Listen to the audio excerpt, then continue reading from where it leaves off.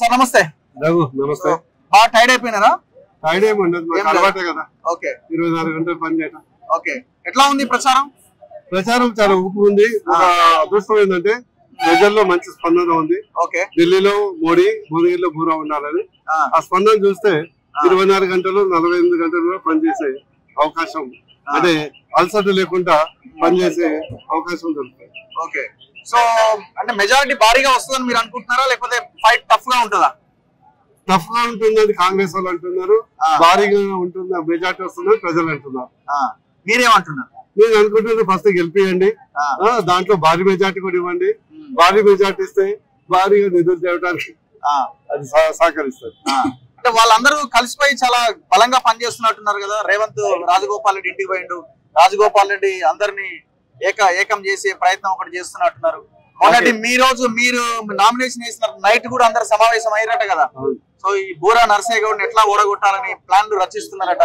అయితే నాకు తెలిసిన సమాచారం ఏంటంటే ఈ రోజు ఒక బూర నర్సయ్య గౌడ్ మీద, నర్సయ్య కాదు బూర నర్సయ్య గౌడ్ ఎమ్మెల్యే సహకరించట్లేదు, వాళ్ళని ఎంటలేరు అది ఒక దుష్ప్రచారం మొదలు పెట్టారు. నాకు ఎందుక సడన్ గా నర్సయ్య గౌడ్కి కష్టం నష్టం చేసేటోడు కాదు కదా. ఎందుక స్టార్ట్ అయిందంటే కొందరు మిత్రులు చెప్పడం జరిగింది. మన ర్యాలీ 23వ తారీఖున చూసిన ర్యాలీని చూసి కంగు తిన్నా. ఎందుకంటే అంతకు 2 రోజుల ముందులే రేవంత్ రెడ్డి గారు చప్పగా అయింది. వాళ్ళకంటే మీదే బాగా అయిందా? చప్పగా అయింది. మందో జోష్ అండ్ ఓషు. వాళ్ళు 1,00,000 పెట్టుకుంటే 10,000 మంది వచ్చారు, మేము 5,000 పెట్టుకుంటే 10,000 మంది వచ్చి మిట్ట మధ్యాహ్నం డాన్సులు వేసుకుంటూ 3 కిలోమీటర్లు నడిచారు. వాళ్ళు 400 కిలోమీటర్లు కూడా నడవలేదు. సో చూసుకొని భయపడి ఏం చేయాలి, బూరా నర్సయ్య గౌడ్ డైరెక్ట్ గా కొట్టలేదు. సో మేము వెన్నుపోటు పడవాలి. ఎలా చేయాలి అంటే బూరా నర్సయ్య గౌడ్ మీద నెగిటివ్ ప్రచారం చేయాలి. నెగిటివ్ ఏం చేస్తాం, బీజేపీలో లుకలుకలు ఉన్నాయి, సహకరించట్లేడు, ఒక్కడి ఇంత పెద్ద ర్యాలీలు ఎట్లా నడిపిస్తుండు, మాకు 6 ఎమ్మెల్యేలు ఉన్నాం అయినా కూడా మాకు కష్టం అవుతుంది. అరే భాయ్, మీది లీడర్ బేస్ పార్టీ, మాది క్యాడర్ బేస్ పార్టీ. ఒక్కొక్క క్యాడరే లీడర్. బీజేపీ లీడర్ తో నడవదు, క్యాడర్ తో నడుస్తుంది.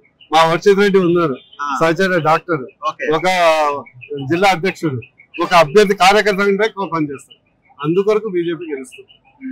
అందువరకు కుట్ర ఎవరు చేస్తున్నారు? కుట్రకి ఏముంది, కాంగ్రెస్ అభ్యర్థి. రాజకీయాల్లో కామనే కదా, ఇప్పుడు అనుకోవడం, ఏదో ఒకటి చేయడం, సోషల్ మీడియాలో ప్రచారం చేయడం. కామన్ వేరు, అన్కామన్ వేరు.